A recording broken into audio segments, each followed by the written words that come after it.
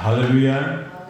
Puji Tuhan, kita bersyukur atas kesempatan yang baik yang Tuhan berikan buat kita semua. Saat ini kita akan siapkan hati kita masuk dalam firman Tuhan. Saya mengajak kita semua membuka Alkitab kita. Kita akan melihat dalam kitab Keluaran, pasalnya yang ke-14, ayat 13 dan ayat 14. Kitab Keluaran, pasalnya yang ke-14, ayat 13 dan ayatnya yang ke-14. Saya akan bacakan bagi kita semua dan saudara memperhatikan dalam pembacaannya. Sekali lagi, Keluaran 14, ayat 13 dan ayat 14. Demikian firman Tuhan, tetapi berkatalah Musa kepada bangsa itu, janganlah takut, berdirilah tetap, dan lihatlah keselamatan dari Tuhan yang akan diberikannya hari ini kepadamu. Sebab orang Mesir yang kamu lihat hari ini tidak akan kamu lihat lagi untuk selama-lamanya. Tuhan akan berperang untuk kamu dan kamu akan diam saja. Haleluya. Saudara-saudara yang dikasihi dalam nama Tuhan Yesus Kristus, hari ini saya akan berbicara dari ayat yang sudah kita baca, dan saya akan memberikan tema penyertaan Tuhan yang tiada batasnya. Penyertaan Tuhan dalam kehidupan kita yang tidak ada batasnya, dengan kata yang tidak bisa diukur. Kemampuan manusia kita bisa ukur, kehebatan manusia bisa diukur, kepintaran manusia sekarang sudah teknologi canggih, bisa diukur. IQ-nya berapa? Bisa diukur. Kekayaan manusia, ada orang berkata, wah dia kaya luar biasa, tapi masih bisa diukur. Nilainya masih bisa diukur seberapa banyak. Tetapi kuasa Tuhan, pertolongan Tuhan, penyertaan Tuhan tidak ada batasnya. Dan hari ini kita akan buktikan dari kebenaran Tuhan, dari kebenaran firman Tuhan. Ayat yang kita baca menunjukkan tentang bagaimana perjalanan bangsa Israel ketika mereka keluar dari tanah Mesir menuju ke tanah Kanaan. Saudara-saudara, kalau kita membaca firman Tuhan ini, seperti yang saya katakan tadi, kita akan melihat penyertaan Tuhan secara khusus dalam ayat ini kepada bangsa Israel. Namun secara umum buat kita semua juga. Walaupun memang dalam cerita ini memang mengkisahkan perjalanan bangsa Israel, tetapi dalam makna ayat ini juga berbicara tentang perjalanan kehidupan kita di tengah-tengah dunia ini. Nah, saudara-saudara yang dikasihi Tuhan, saya mencoba membacakan sedikit latar belakang tentang peristiwa ini. Saya baca dalam pasal 13, Keluaran 13, saya baca dalam ayatnya yang ke-17 dan ayat 18. Seperti ini firman Tuhan. Setelah Firaun membiarkan bangsa itu pergi, Allah tidak menuntun mereka melalui jalan ke negeri orang Filistin. Walaupun jalan ini yang paling dekat, perhatikan, walaupun jalan ini paling dekat. Sebab firman Allah, jangan-jangan bangsa ini menyesal apabila mereka menghadapi peperangan sehingga mereka kembali ke Mesir. Tetapi Allah menuntun bangsa itu berputar melalui jalan di padang gurun menuju ke laut Teberau. Dengan siap sedia berperang, berjalanlah orang Israel dari tanah Mesir. Dari dua ayat ini ada hal yang menarik kalau kita perhatikan, kalau kita melihat makna yang sangat dalam dari dua ayat ini. Yang pertama dalam ayat 17, firman Allah dengan jelas mengatakan bahwa Allah Allah tidak menuntun mereka melalui jalan ke negeri orang Filistin, walaupun jalan ini yang paling dekat. Saya sudah mempelajari kitab Keluaran secara khusus, ya, tentang bahkan dalam saya mempelajarinya memakai peta, ya, dalam peta perjalanan. Jadi sangat memudahkan untuk mengerti mengenai ayat ini. Saya mendapat pelajaran di situ memang betul ayat ini. Kalau dilihat dari rute perjalanan, sebenarnya yang dilalui oleh orang Israel yang kita tahu dalam kitab Keluaran ini, itu memang dia berputar.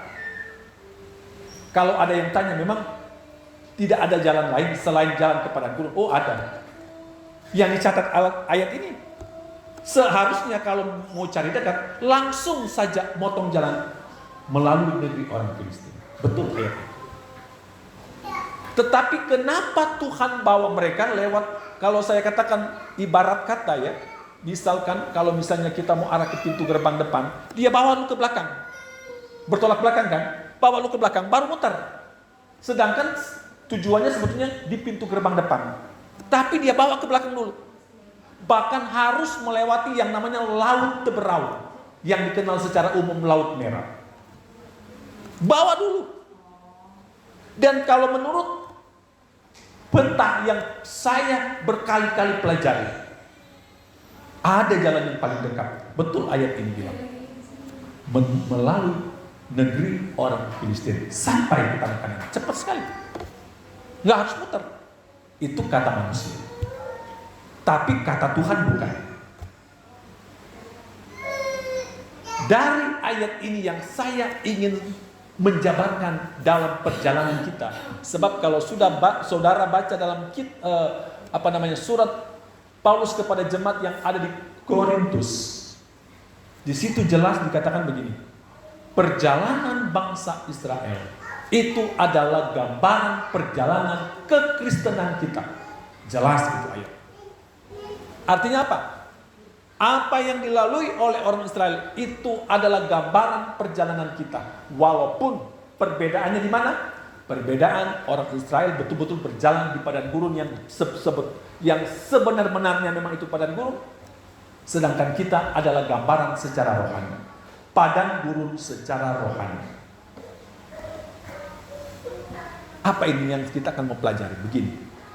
Tadi saya sudah katakan bahwa tema kita penyertaan Tuhan yang tidak ada batasnya. Kalau sudah bicara nggak ada batas, nggak bisa diukur. Tuhan tidak bisa lah. Manusia tidak bisa menggambar, melukis, tidak bisa digambarkan karena tidak ada batasnya.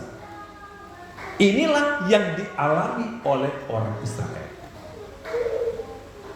Jadi yang saya pelajari itu ketika dikatakan Tuhan bawa menuju ke padang gurun, saya juga pikir, kenapa harus berputar ya?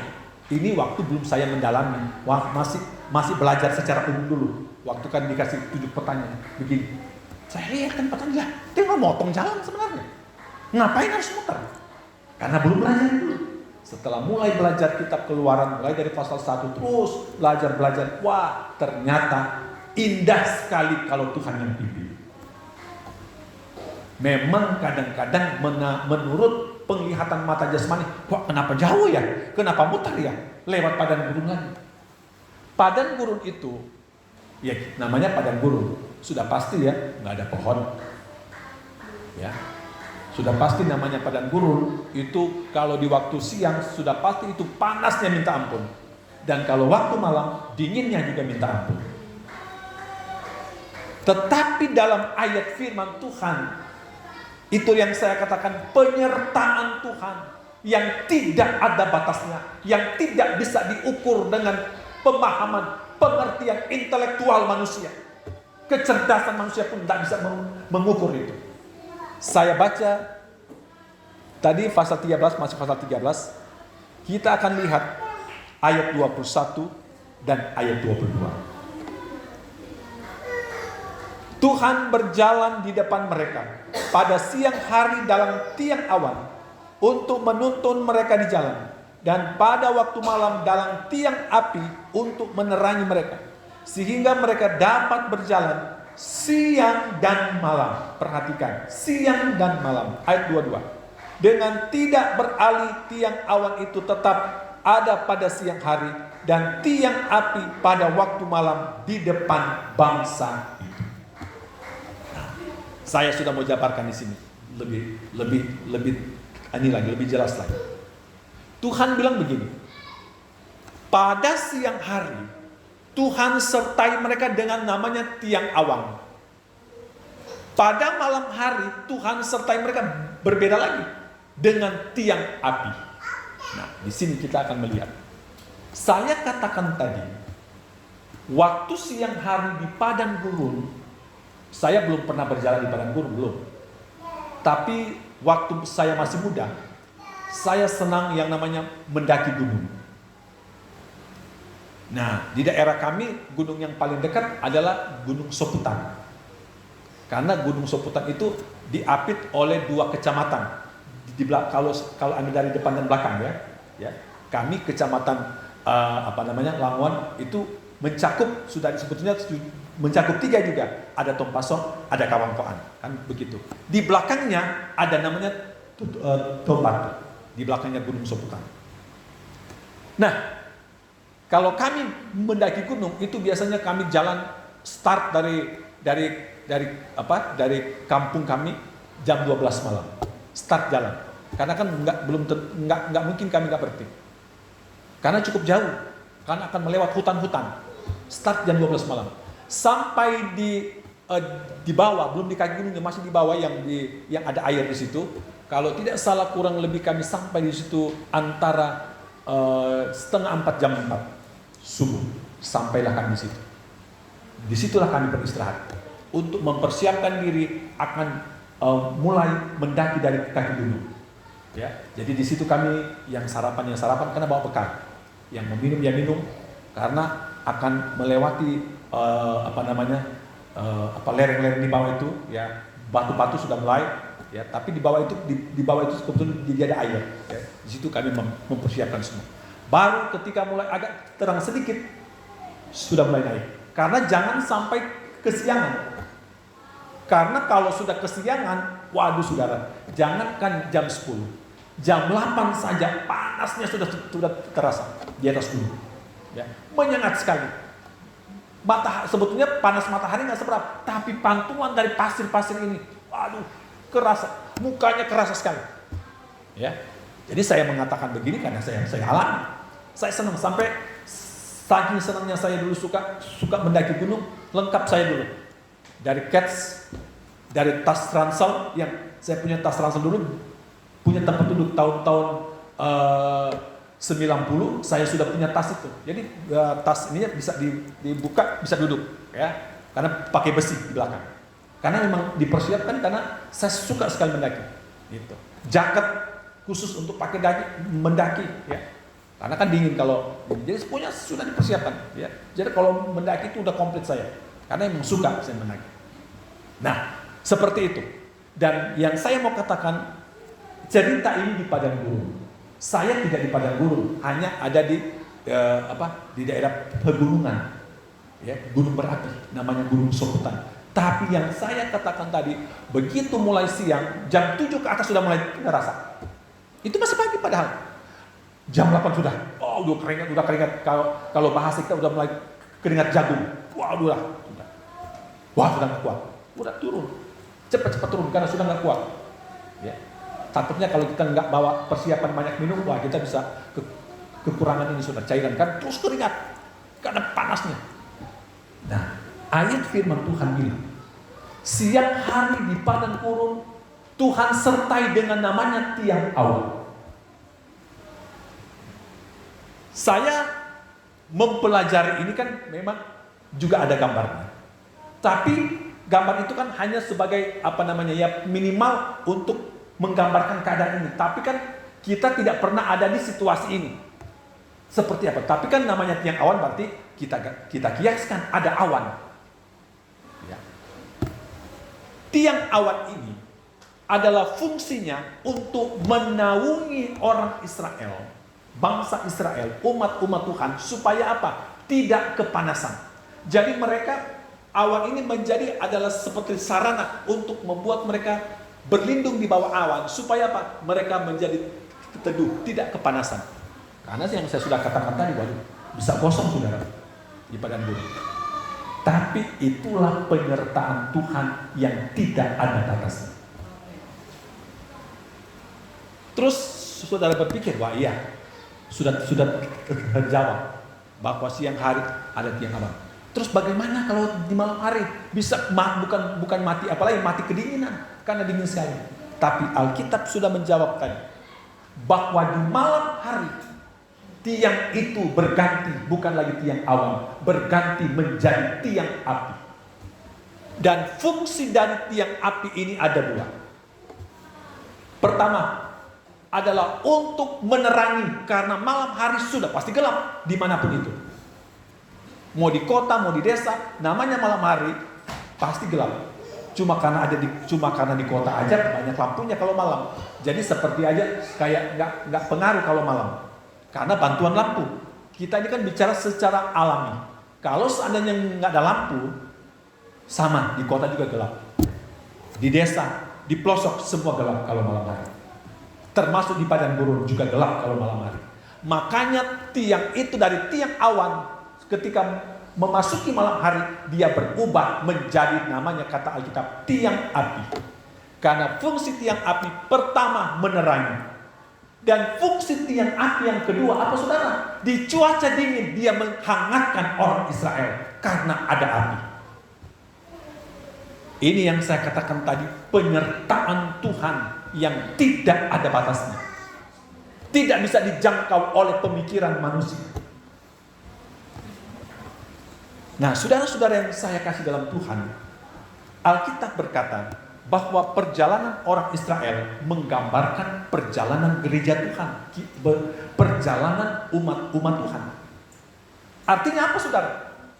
Kalau bangsa Israel mengalami pertolongan Tuhan, mengalami penyertaan Tuhan yang hebat dan dahsyat dan luar biasa, maka penyertaan Tuhan bagi gereja Tuhan, bagi umat-umat Tuhan, bagi anak-anak Tuhan, bagi jemaat Tuhan akan mengalami hal yang sama. Sekali lagi, akan mengalami hal yang sama. Tadi saya belum selesai mengenai itu tadi. Kenapa nggak potong jalan? Kenapa harus muter? Nah ini yang seringkali juga yang menjadi perenungan kita.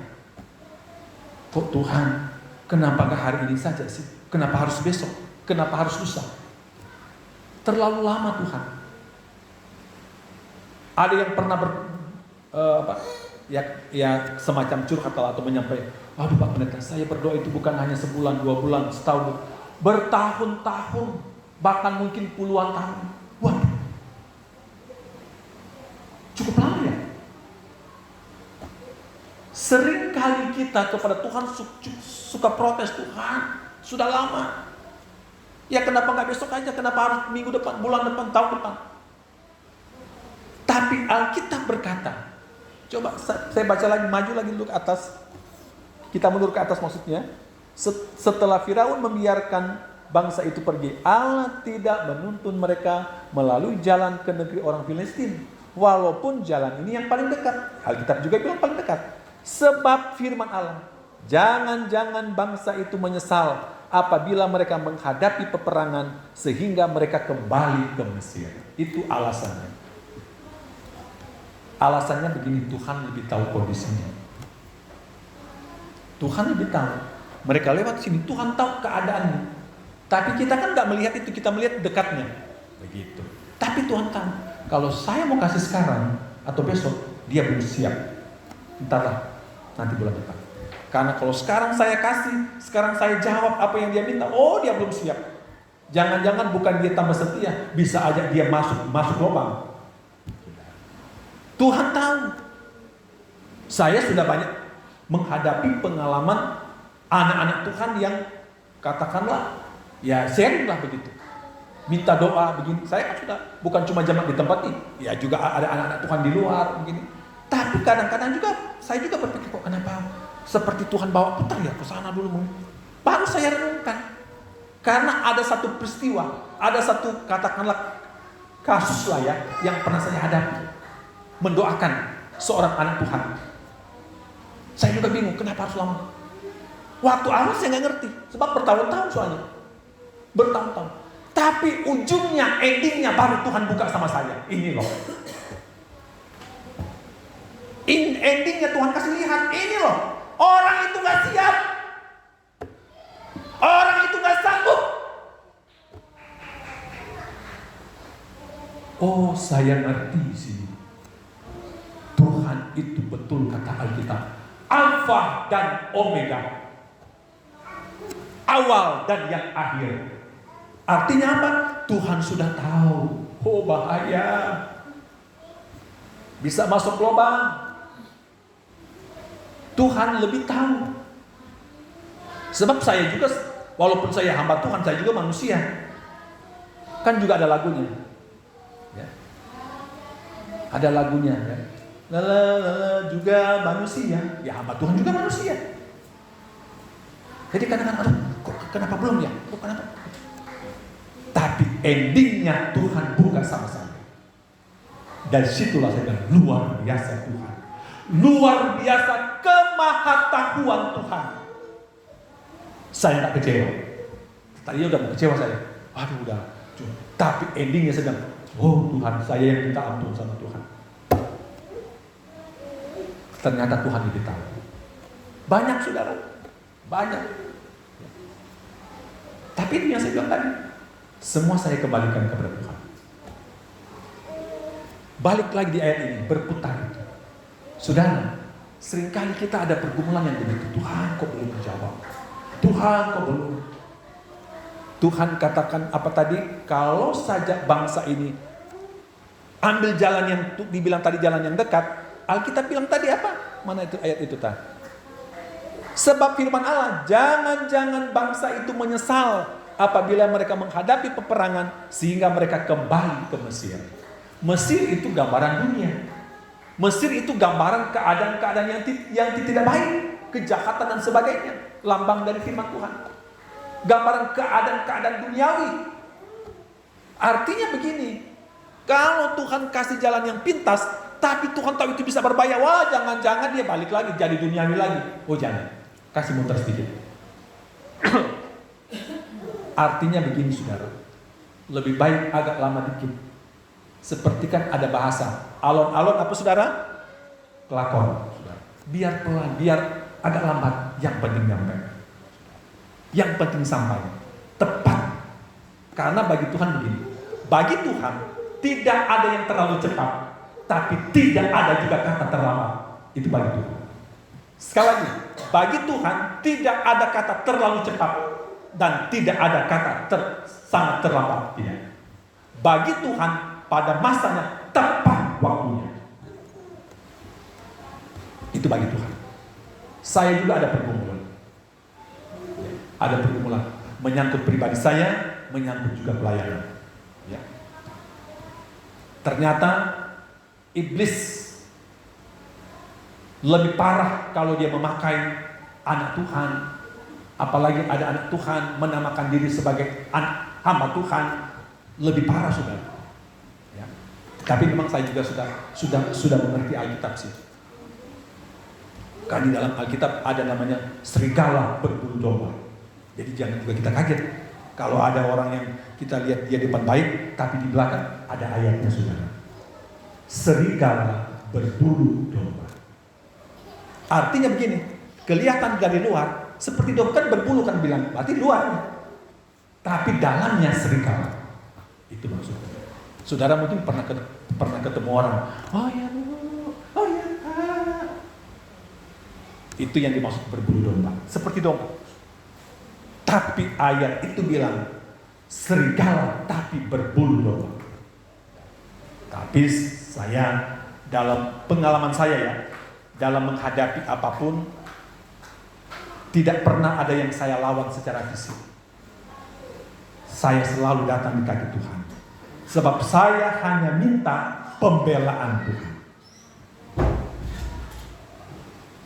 Saya sudah banyak hal yang saya lihat. Tuhan membela saya dengan ajaib, sudah banyak. Sudah banyak, terlalu banyak kalau saya mau saksikan. Terlalu banyak. Bagaimana kebesaran, keajaiban itu yang saya bilang tadi. Penyertaan Tuhan yang tiada batas. Waduh, saya aja sampai enggak habis berdebat. Jadi bagi saya itu, apa namanya ya, yang enggak masalah, tapi saya hanya bawa dalam doa. Tapi saya selalu berkata begini, nanti juga lambat atau cepat, seperti apa yang saya sudah banyak saksikan di waktu yang lampau, pasti juga pergumulan saya ini lambat atau cepat saya akan menyaksikan. Saya terlalu banyak menyaksikan Tuhan perlihatkan kepada saya pernyataan Tuhan yang luar biasa. Saya pernah alami hal-hal yang luar biasa. Dan itu ada ayat bilang begini, kalau Tuhan yang membuka, tidak ada yang dapat menutup. Kalau Tuhan juga yang tutup, tidak ada yang bisa membuka. Saya alami ayat itu. Makanya kalau saya khotbahkan ayat itu, waduh, saya bersemangat karena saya alami. Saya alami betul-betul itu ayat bilang, kalau Tuhan yang buka, nggak ada satu yang bisa tutup. Saya alami. Saya alami itu secara luar biasa.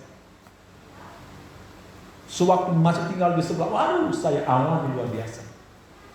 Bagaimana kekuatan-kekuatan yang ditunggangi oleh kuasa iblis, bagaimana kekuatan mereka untuk, katakanlah istilah Alkitab bilang, menutup. Tapi saya pegang kata Alkitab, kalau Tuhan yang buka, tidak ada yang dapat menutup. Saya pegang firman Allah. Saya tidak pernah tawar dengan firman itu. Dan itu betul saya alami, saudara. Waduh, pengalaman saya itu. Karena saya hadapi, jadi saya betul-betul mengalaminya. Saya yang mendengar, saya yang menyaksikan. Waduh, luar biasa. Luar biasa. Luar biasa. Makanya dalam menghadapi apapun, saya cuma serahkan kepada Tuhan yang adalah majikan saya. Karena saya percaya, saya akan melihat tangan Tuhan yang ajaib yang akan membela saya. Dan saya ingin terus menyaksikan kebesaran dan keajaiban Tuhan. Karena saya punya prinsip seperti juga kata Alkitab. Kalau dulu Tuhan tolong, hari ini Tuhan tolong, sampai kapanpun Tuhan akan terus menolong kita. Tuhan kalau tolong kita nggak setengah-setengah. Tuhan nggak seperti manusia. Karena manusia memang ada batasnya. Kita juga jangan salahkan ya. Kalau ada orang kita datang 1 kali masih mau, 2 kali, 3 kali udah mulai. Kita harus apa? Kita harus menerima dia manusia. Wajar kalau dia sudah ketiga kali kapok atau apa, wajar, karena dia manusia. Tapi kalau Tuhan, kapanpun kita datang, setiap saat kita datang, pertolongannya tidak pernah berhenti, karena Dia adalah Tuhan. Dia tidak pernah berhenti menolong kita. Nah, balik lagi ke ayat firman Tuhan. Di waktu siang ada tiang awan yang menaungi dan melindungi dari teriknya matahari. Dan di waktu malam ada tiang api yang menerangi dalam kegelapan, dan ada tiang api yang menghangatkan dalam kedinginan. Itulah penyertaan Tuhan yang luar biasa. Luar biasa. Dan saudara, kalau kita sudah berjalan bersama dengan Tuhan, tiang awan dan tiang api ini adalah kiasan secara rohani. Pengertian secara rohani, tiang awan dan tiang api ini adalah berbicara Roh Kudus. Inilah yang dibilang oleh Alkitab, pertolongan, penyertaan daripada kuasa Rohnya yang kudus. Gereja di akhir zaman akan mengalami penyertaan Tuhan, tiang awan dan tiang api, yaitu Roh Kudus. Makanya saya selalu katakan kepada jemaat, jangan pernah padamkan Roh Kudus. Ini tema kita. Tema kita, gereja kita di tahun lalu ya, 2021, yaitu jangan, sebetulnya ya, jangan padamkan roh atau kobarkan terus api Pantekosta. Pantekosta artinya ketuangan Roh Kudus atau pencurahan Roh Kudus. Dengan kata lain, jangan padamkan api Roh Kudus. Api pencurahan roh. Jangan padam. Itu memperingati 100 tahun gereja kita di tahun yang lalu. Ini tema kita sudah. Jangan sampai padam, tetapi kobarkan terus. Artinya nyalakan terus api Roh Kudus itu. Karena kita sudah ada di penghujung akhir zaman. Langsung saya ke ayat 13 dan 14 supaya tidak panjang. Kalau saya uraikan semua ini ayat, ya sampai sore nanti kita. Nah, langsung ke ayat 13 dan ayat 14. Tetapi berkatalah Musa kepada bangsa itu, janganlah takut, berdirilah tetap dan lihatlah keselamatan dari Tuhan yang akan diberikannya hari ini kepadamu. Sebab orang Mesir yang kamu lihat hari ini tidak akan kamu lihat lagi untuk selama-lamanya. Kenapa muncul ayat 13 ini? Begini ceritanya. Saya tidak usah lagi baca, tapi saya simpulkan begini. Pada waktu orang Israel keluar dari tanah Mesir menuju ke, itu tadi gambar tadi, ke padang gurun, dan pada waktu itu Firaun baru nyadar, waduh, kenapa saya sudah lepaskan mereka, sudah biarkan mereka pergi. Lalu berubahlah hati Firaun. Wah, kalau begitu kita kejar. Dia perintahkan kepada semua kekuatan-kekuatan secara alat-alat perang. Kalau sekarang bilang kekuatan militernya dikerahkan. Di situ dikatakan kereta-kereta kuda ya dipasang semua, disiapkan semua untuk apa? Mengejar orang Israel. Betul itu. Jadi pada waktu orang Israel sedang mengarah ke laut Teberau, juga disebut laut Kulsum atau istilah umum dibilang laut merah. Setelah orang Israel sedang berhadapan, mereka sedang dikejar di belakang. Sudah dikejar dengan kereta-kereta alat perang dengan lengkap. Apa yang Tuhan buat? Nah, ini saya mau kiaskan begini. Seringkali kita ada di posisi ini.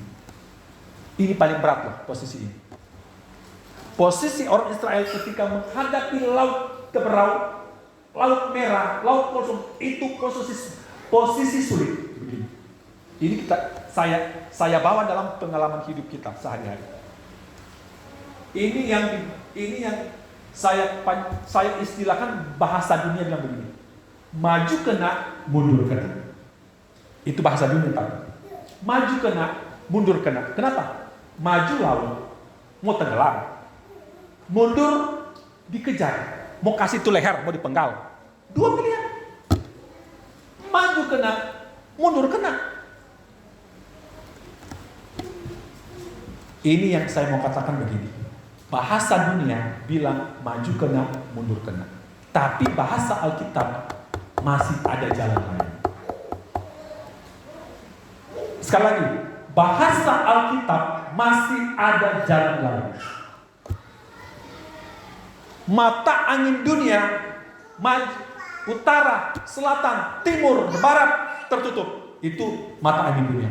Tapi bahasa Alkitab selalu ada jalan yang tidak bisa ditutup oleh siapapun. Apa itu?